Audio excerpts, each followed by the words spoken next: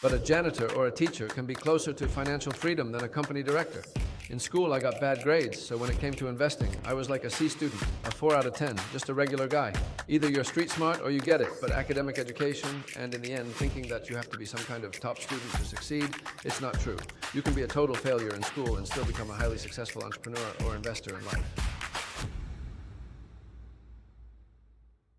When we talk about financial independence, it means that the income from your investments covers your living expenses. So this formula has two components. One is the size of your investments, and the second is your level of living expenses.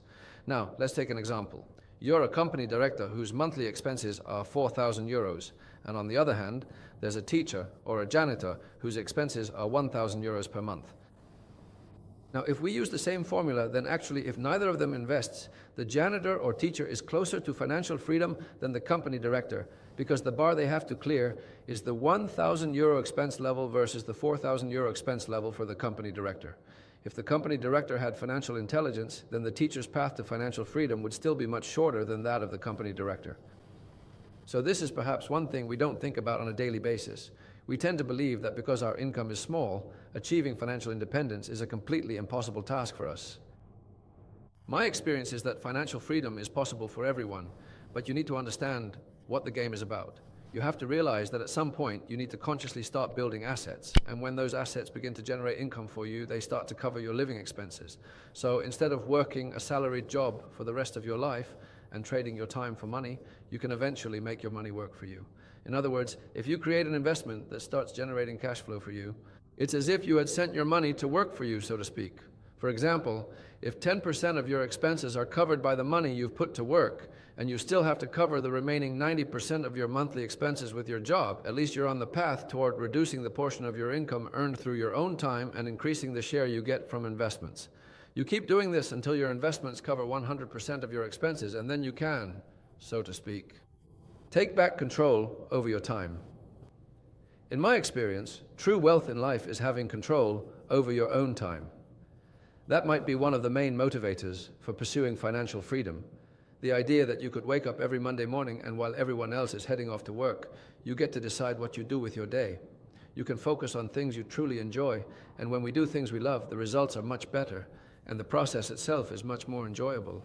So, this is definitely one reason why everyone should actually work towards increasing their financial independence. Even if you can't cover 100% of your expenses, even if you can only cover half, it's just as good as if you had someone else working for you. In a way, you've gotten yourself an employee who helps you cover your expenses. Earlier, we talked about how there are two driving forces in life. One is pain, and the other is pleasure. And that pleasure can also come from having a very clear vision of what your dream life will look like in the future. If we are able to take the time and create such a crystal clear image of that future or the standard of living we want, then in a way, that can be the motivator that gets us moving and maybe even pushes us out of our comfort zone today to take some extra steps toward achieving that dream.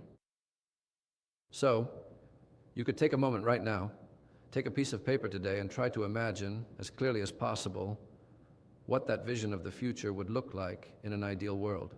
If there were enough money, enough time, what kind of life would I want to live every day? And when you have that image in front of you, you might have more motivation to start moving in that direction with small steps and to find your own path to your dream life because you have that vision. And financial independence gives you more resources to achieve your dream. I'm waiting for the certificates like this, that take time to arrive, that you can achieve some big dream in just 1 or 2 years. It's actually a long journey, It's not like you just start today and a year later you're already independent.